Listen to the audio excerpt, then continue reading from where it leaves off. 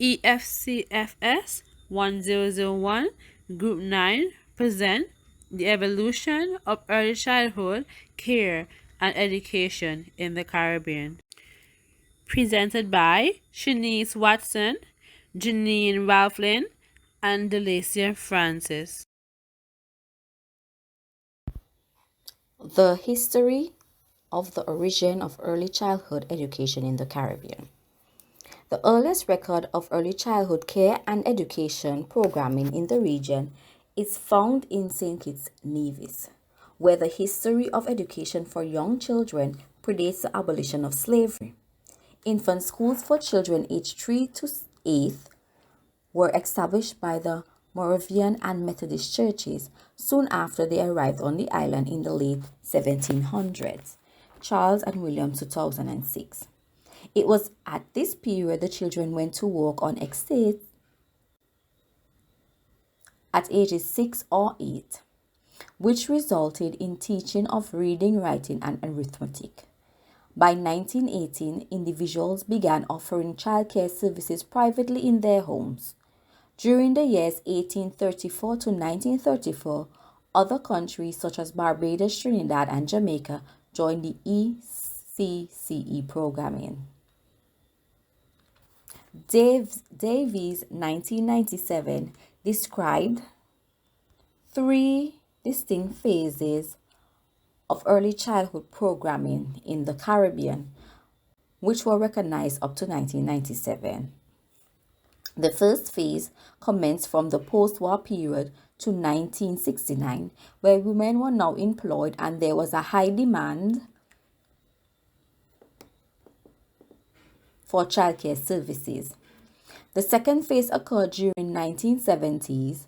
Training began for early childhood education in the Caribbean, and as a result of a conference headed by UNICEF in 1967 under the theme, The Needs of the Young Child, this highlighted the social and economic conditions of countries and their impact on children's development. In the third phase, there was a rapid accumulation in the provision of early childhood services in the region, and by the late 1980s to early 1990s, most Caribbean countries offered early childhood programs. This added awareness to the expectation that parents will provide a growing range of inputs and stimuli to children, creating the correct environment rather than just catering to their basic needs. These phases, a Caribbean plan of action for early childhood care, education, and development, was developed for a 5-year period, which is the period of 1997 to 2002. The development and implementation of country plans was then started by member states.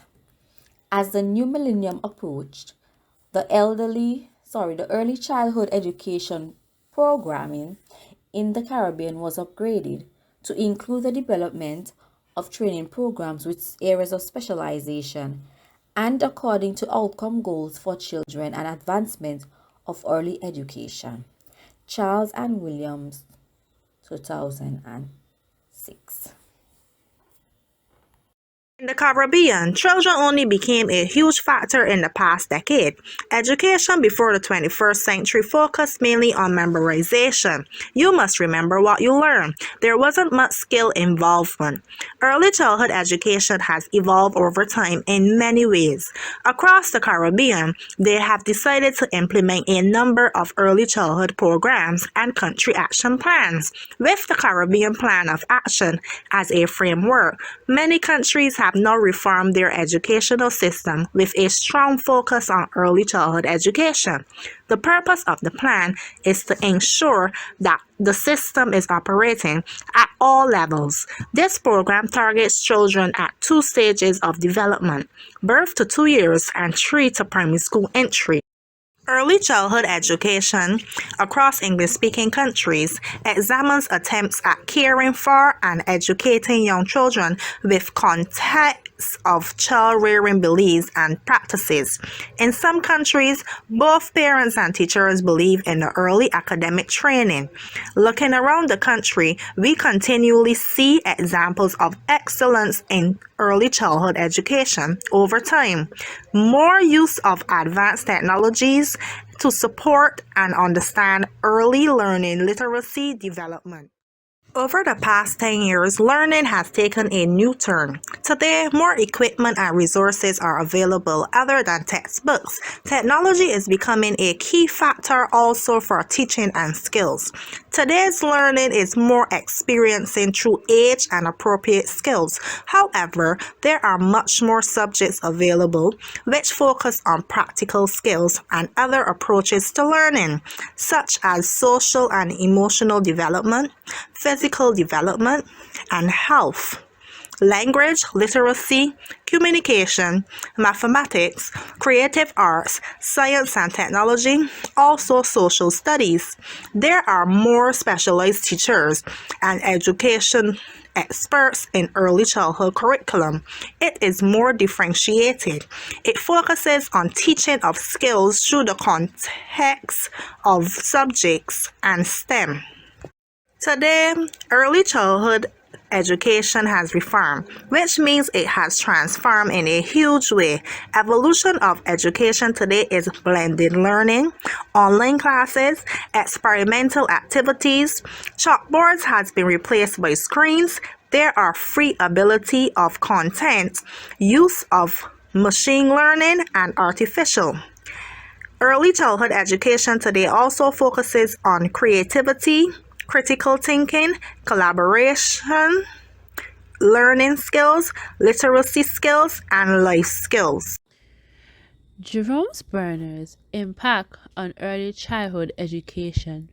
According to research by Etika.com 2021, Jerome Sperner's theory identified three modes of how information is represented in the mind. The first is the inactive mode, which starts from birth to 1 years and involves learning through movements or actions. Then the knowledge is stored in the muscle memory. The second is the iconic mode, which occurs from 1 year to 6 years. It involves image based learning, which helps a child to store information through image. And the last stage is the symbolic mode, which happens from 7 years and above. This is a language based learning that stores information using symbols, words, or numbers. Bernard's change on education. Let's take a look at three of his most advanced educational practice. The child is an active learner.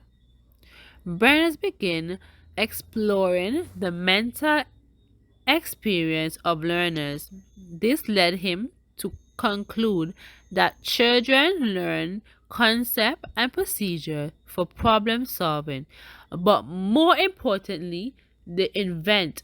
These are well. In this way, children are actively creating their own knowledge. This idea sparks a cognitive revolution in the field of psychology and then in the education. Now, let's look at the spinal curriculum. Berners turned his attention to formal education and developed the idea of the spinal curriculum by making a subject, that is, topic area of study, age appropriate and moving from simple to increasingly deep and complex treatment of the topic. He held the view that any subject can be taught to any child at any age. Lastly, scolding. Berners believe the child's social environment plays a critical role in learning. While the term scuffling is often attributed to Vygotsky, in fact, it was Berners and his colleagues who coined the term in the mid 1970s. They describe how adults interact with children to help them solve problems and master tasks beyond the immediate capacity. Influence of urine Bunsen burner on teaching methods and previous use in the ECE settings. Bunsen burner's ecological system theory views child development as a complex system of relationships affected by multiple levels of the surrounding environment. To study a child's development, then, we must look not only at the child and her immediate environment, but also at the interaction of the large environment as well.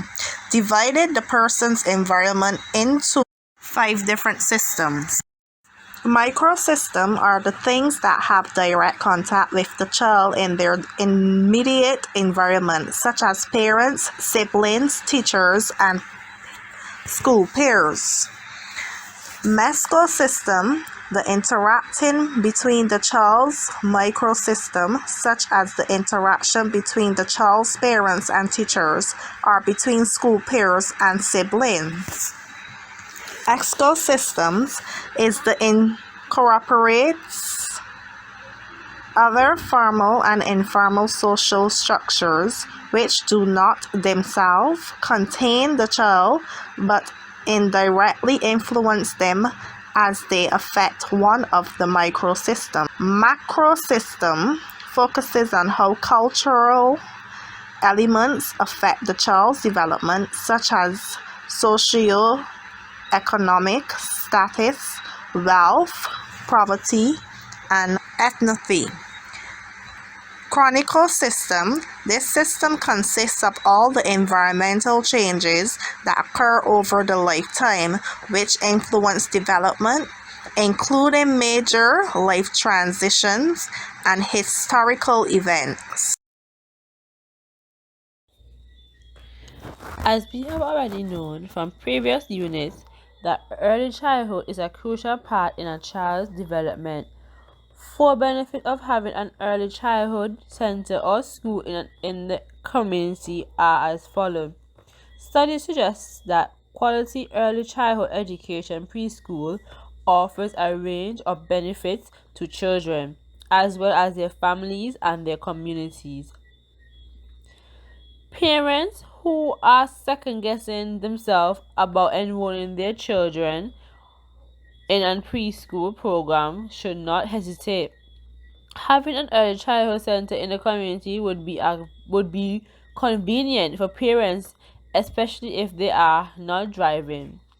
Also, when they observe the teaching and learning of their children at school, they are able to reinforce what's taught at home. Parents also get to build relationship with other parents and caregivers. The community. Within the community, early childhood helps to reduce criminal activity, poverty, teenage pregnancy, and high school dropout. When children receive a high quality education. Moreover, according to James Hackman, who stated that investing in early childhood program is necessary for community to become globally competitive and improve health and education outcomes and reduce crime and poverty. The stakeholders. Early childhood education services can be a principal player in bringing stakeholders together in a community partnership to strengthen the network of support among children as they grow and develop through their early years and into school. With their involvement and investment in the early childhood program increases their productivity level and causes business to bloom. The promotion and investment in the development of early childhood care and education in St. Lucia in the current COVID-19 pandemic.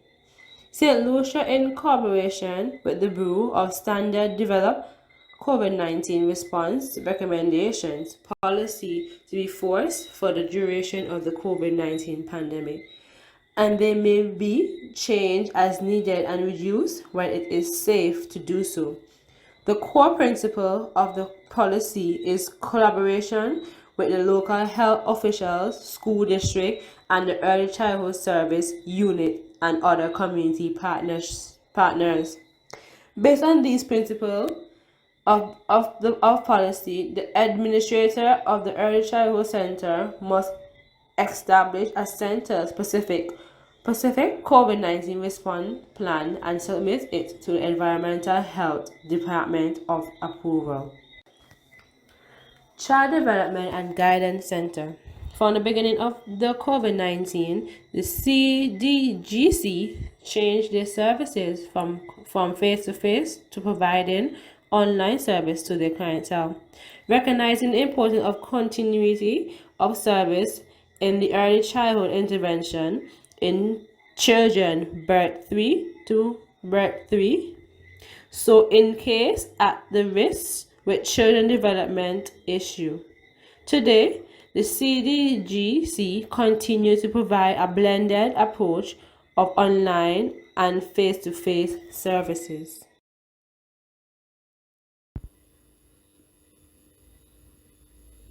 And in conclusion, early childhood education has advanced in many ways over the years. It went from having classes in the private homes of individuals to a formal classroom setting. And now in this COVID-19 pandemic period, there's online and blended classes. We discussed how beneficial having an early childhood center is to parents, the community, and stakeholders, and the strategies put in place to aid with early childhood education in this pandemic by our sister island. And as the great Maria Montessori stated, and I quote, "Children are human beings to whom respect is due, superior to us by reason of their innocence and of the great possibilities of their future," unquote.